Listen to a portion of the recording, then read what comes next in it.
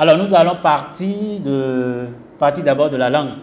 C'est quoi la langue du point de vue saussurien? La langue est un système de communication particulier qui est propre à une communauté donnée. Mais la langue ne joue pas uniquement le rôle de communication. C'est ce que nous connaissons habituellement. La langue décrit également le réel. En effet, chaque peuple analyse ou dissèque le réel et l'organise par les systèmes linguistiques en concepts auxquels il attribue des significations. Sapir et Wolf, 1940-1958. Autrement dit, c'est la langue qui a servi au départ à encoder des connaissances issues des expériences quotidiennes. Alors quand on fait une expérience dans la vie courante, on n'écrit pas tout de suite, on l'encode d'abord avec la langue.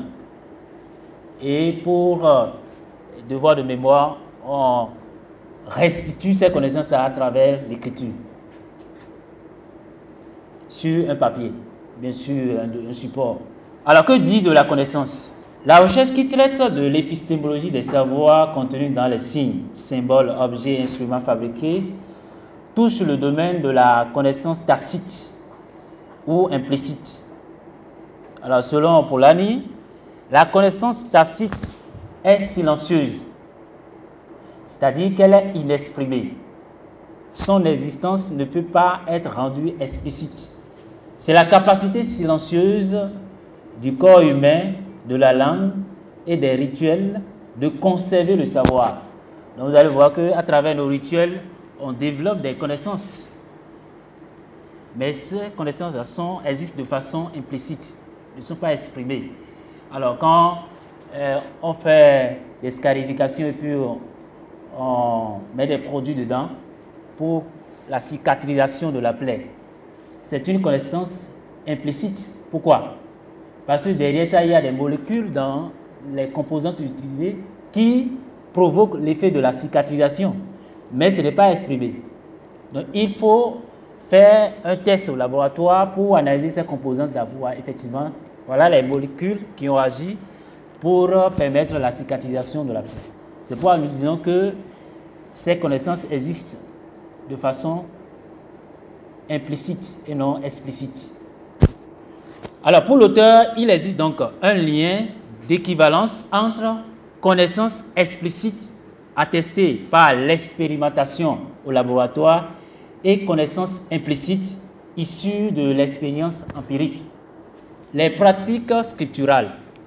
Voilà. L'expression est utilisée pour désigner l'ensemble des signes, les scarifications, symboles, pictogrammes, idéogrammes et objets, les œuvres d'art, utilisés par les fonds et les dauphin pour encoder les savoirs. Alors, nous allons fermer cette clarification conceptuelle en disant un mot sur les peuples concernés par l'étude. Il s'agit des fonds et des dauphins. Alors, qui sont les fonds? Les fonds, également connus sous le nom de Dahomey, constituent un groupe ethno-linguistique important de la République du Bénin. Ils parlent le Fongbe, une langue du sous-groupe Kwa de la famille des langues nigéro-congolaises. Les fonds à la cour royale d'Abomey participaient à diverses activités comme la forge, la poterie, la décoration, la sculpture, la teinture, la tenture, l'orfèvrerie, la bijouterie, etc.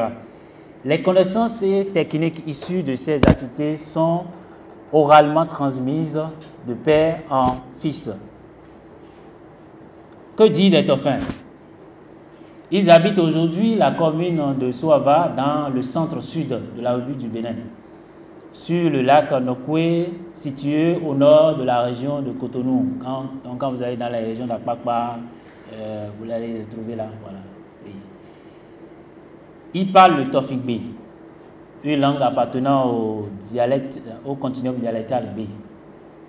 En 1989, Kakpo a identifié 66 000 locuteurs de cette langue-là.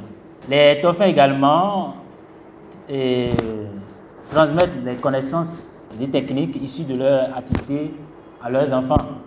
C'est-à-dire, à partir d'un certain âge, les garçons apprennent les rudiments de la pêche et la construction des mini-bateaux de pêche.